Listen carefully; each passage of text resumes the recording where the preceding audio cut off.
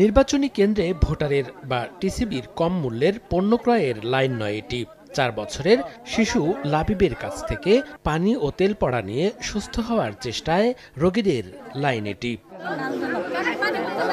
দর্জি ও কাপড় ব্যবসায়ী আব্দুল ওয়াহাবের শিশুপুত্র দিচ্ছেন পানি ও তেল পড়া, আর তাতেই সুস্থ হচ্ছেন ক্যান্সার থেকে শুরু করে যে কোনো রোগী, এমনটাই দাবি শিশু লাবিবের স্বজনদের। স্থানীয়দের পাশাপাশি আশপাশের বিভিন্ন জেলা থেকেও মানুষ আসছেন শিশু লাবিবের পানি ও তেল পড়া নিতে।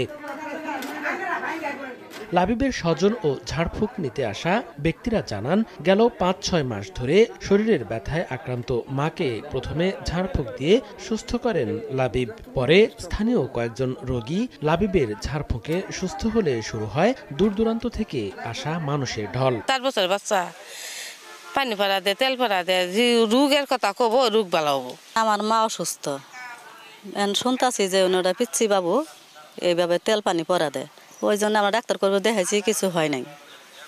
এখন আমরা এই বাবুর আসলাম যে তেল পানি পরে দেখি আল্লাহ ভাগ্য কি থইছে বাবুর চলে। পরে একদিন নিয়ে আসে মোটামুটি সুস্থ, অনেক আগের চাইতে চলি ফিরে গায়ে ডিউটি বেড়া খুবই আরামে আছে আর কি। এই রোগের জন্য ভালো হওয়ার জন্য বহু মানুষ আইতাছে। আম করে ফারাতি 2 জন মানুষ ভালো হয়েছে আগে বর্তমানে দেহা সত্যি মান। আল্লাহ তাআলা কাকে কি দেবে না দেবে সেই ভালো জানে, কিন্তু আমি দেখে তার বিষয়ে ভালো মন্দ কিছু মন্তব্য করতে পারলাম না, যে না এটা হতেও পারে, অনেক কিছু উপকার হয়েছে বা সামনে হবে এরকম, এটা আল্লাহ তাআলা ভালো জানে। আমরা শেরপুর থেকে আইছি, মনে করেন এই বাচ্চাটা কিভাবে যে ওষুধ দিতেছে একমাত্র আল্লাহ পাকেই জানে।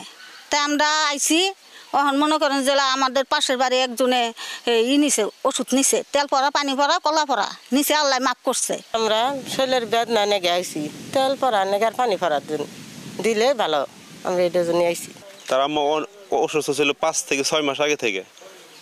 অনেক চিকিৎসা পাতি করা হয়েছে, কবিরাজ বাড়ি গেছি, ডাক্তার বাড়ি গেছি, ময়মনসিংহ হাসপাতাল পর্যন্ত যাওয়া হয়েছে। যে আবার গ্রামের ডাক্তার যে আছে এগুলো দেখানো হয়েছে, স্যালাইন ভরার জন্য আসছে, যে শুনছে যে তার মারে তেল দিয়ে পানি দিয়ে ঝাড়া দিছে। যে শোনার পরে সে বলতেছে, লাবিব তুমি বলে ডাক্তার হয়েছ, তাহলে আমার একটু ঝাড়া দাও।